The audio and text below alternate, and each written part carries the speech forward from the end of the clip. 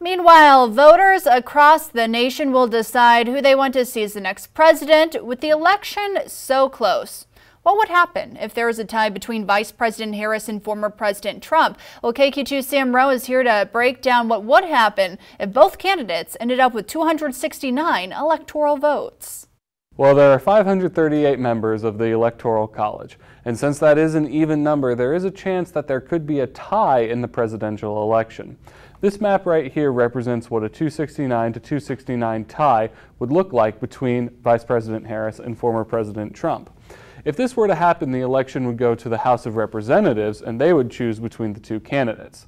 I spoke to Missouri Western State University professor Edwin Taylor to talk about what exactly that process would look like. How many are majority Democrats, how many are majority Republicans, and that's how you would figure it out. They would vote, and if there are more majority Republican delegations in the House than Democrats, the Republican candidate would win. Currently, if that were to happen, there's more Republican majority congressional delegations by state than Democratic ones. Okay. So, assuming all those Republicans voted for the Republican candidate, that's how it would turn out.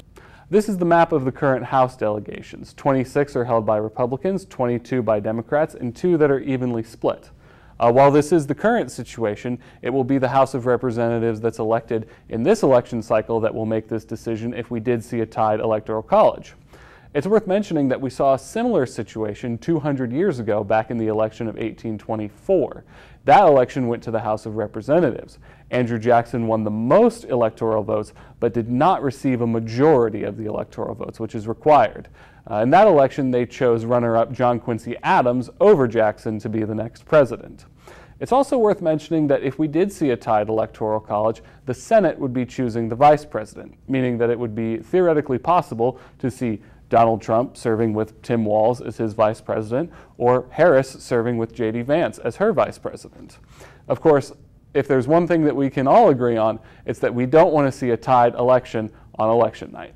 I'll have all this coverage and more coming up right here on KQ2.